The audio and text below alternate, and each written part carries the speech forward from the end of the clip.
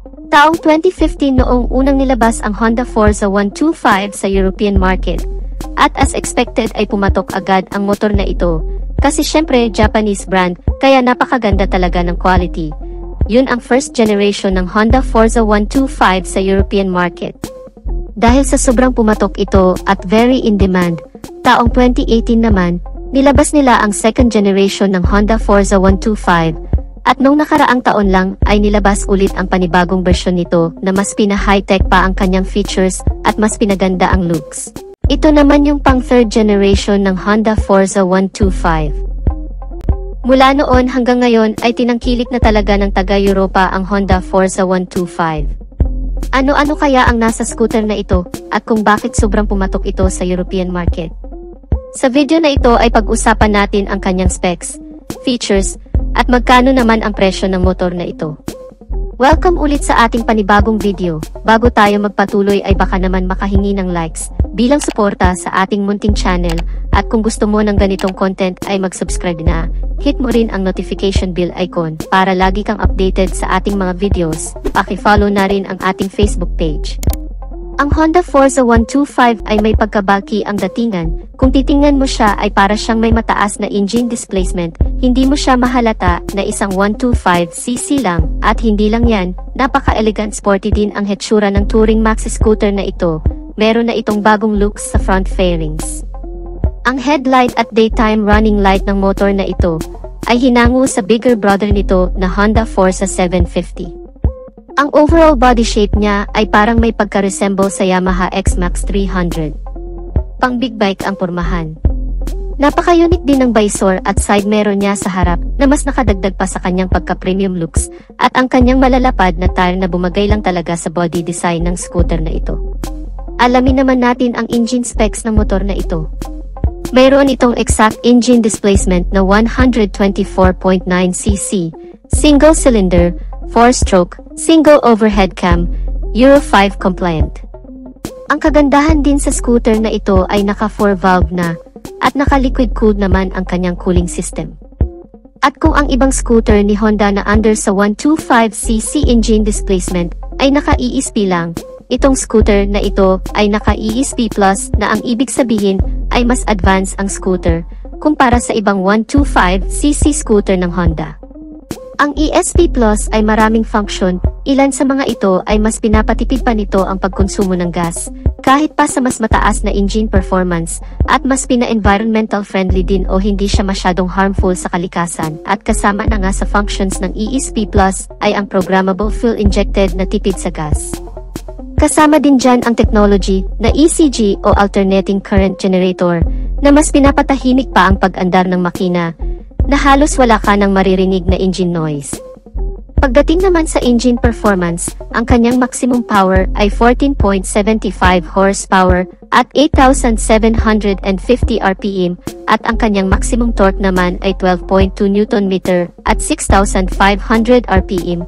So pagdating sa kanyang engine performance ay medyo nakakagulat dahil sa ganito kaliit na engine, kaya pala mag-produce ng ganito kataas na horsepower at torque. Actually, hindi lang nito pinantayan ang engine displacement na Honda Click natin dito sa Pilipinas, hinigitan pa niya ang overall engine performance, dahil ang Honda Click ay mayroon lamang 11.1 horsepower at 8,500 RPM, samantalang ang Honda Forza ay mayroong 14.75 horsepower at 8,750 RPM. Mas mataas si Honda Forza in terms of maximum power and torque. So okay lang pala kung medyo malaki ang body size ng motor na ito, binaon naman sa taas ng engine performance na kayang tumakbo ng 115 km/h. Mapunta naman tayo sa features ng motor na ito. Equipped din ang motor na ito ng HSTC o Honda Selectable Torque Control System o sa ibang term ay ang Traction Control System. So alam na natin kung ano ang function ng technology na ito. Ito yung technology na kung saan, kapag nakadaan ka sa mabuhangin, matubig, o madulas na kalsada, ay kinokontrol nito ang ikot ng gulong sa likuran, para synchronized pa rin ang ikot sa gulong sa unahan. Sa ganitong paraan, may iwasan ang pagka-lost traction na magresulta sa pagkadulas at pagkadisgrasya. Kapartner din ng system na ito ay ang pagkakaroon ng dual-channel anti-lock braking system, both front and rear brake, ito naman yung nagpe-prevent na mag-lock ang disc brake kung sakaling may biglaang pagpreno na magre-resulta din sa pagkakadisgrasya. Ang main purpose ng mga features na ito ay for the safety sa ating mga riders. Ang braking system ng motor na ito ay naka-hydraulic single disc brake sa harap at likod. Napaka-high-tech na rin talaga ng scooter na ito dahil mayroon na itong auto-adjustable windshield. Ibig sabihin ay hindi ka na mahihirapang mag-adjust manually dahil isang pindot lang ng buton ay mag-adjust na ng kusa ang windshield, pataas o pababa ng parang sa automatic car. Punta naman tayo sa iba pa niyang mga features. Naka-fully LED na ang lighting system ng scooter na ito, mula sa headlight, turn signal light at brake light. At napakaganda din ng design ng kanyang headlight with daytime running light. Sobrang lakas din ng buga ng ilaw kasi naka-LED. Meron na rin itong hazard lamp at passing light switch. Pagdating naman sa instrument cluster nito, kapansin-pansin na medyo kakaiba ang instrument cluster dahil combination ito ng analog at digital instrument cluster. Ang lawak niyang tingnan at pang-premium talaga ang datingan. Madali mo ring maintindihan ang mga nakapaloob dito, gaya ng fuel, RPM, battery voltmeter, meron ding clock at kung ano-ano pa. Sa sobrang high-tech ng motor na ito, ay para ka na ring nakasakay sa automatic car. Mayroon din itong idling stop and start system na kusang namamatay ang makina kapag nakahinto ng ilang segundo sa traffic light at kusa na ring aandar kapag ipihit na muli ang throttle. At syempre ang pinaka-purpose nito ay para mas makatipid pa sa gas consumption, makapahinga saglit ang makina at makabawas na rin sa air pollution. Very secured na rin ang scooter na ito dahil syempre hindi makukumpleto kapag wala ang smart key system. Kasama na rin dyan ang answer back system at anti-theft alarm na dagdag din sa security ng scooter. Mayroon din itong front pocket at nakapaloob nito ay ang USB charging port na very useful din kapag nasa long ride ka. Hindi rin mawawala ang side stand cut-off switch. May malawak din itong underseat compartment na kasya ang hindi lang isa kundi dalawang full face na helmet. Sobrang lapad at lawak din ang upuan ng motor na ito. Sabayan din ng napakalawak na apakan. Siguradong komportabling sakyan hindi lang ng rider kundi pati na ang pillion rider nito. At kahit pa mag-long ride ay hindi ka masyado makakaramdam ng ngalay dahil sa sobrang komportable ang scooter na ito. Kagaya din ng sa Yamaha NMAX, Aerox, at Honda PCX ay napaka-accessible na ang fuel tank ng motor na ito na nasa gitna. And speaking of fuel, mayroon naman itong fuel tank capacity na 11.7 liter. Di hamak na mas malaki pa ang tank capacity nito kumpara sa Honda PCX 160 at IDV 160. So goods na goods ito sa mga mahilig mag-long ride dahil sobrang laki ng tangke nito. Advantage kasi ito para hindi ka na masyado mag-stop over para magpagas. Ang engine oil capacity ay 0.9 liter. Mayroon naman itong average fuel consumption na 41 kilometers per liter.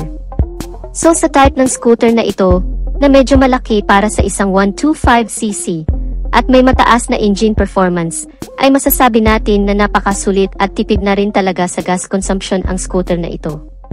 Punta naman tayo sa tire size ng motor na ito. Mayroon itong 120/70R15 sa harap, 140/70R14 naman sa likod. So makapal-kapal din ang gulong ng scooter na ito, bumagay lang din sa body design. Advantage ito dahil mas stable ang riding, lalong-lalo na sa mga cornering dahil napakalakas ang kapit nito at mas stable din ito sa medyo rough road.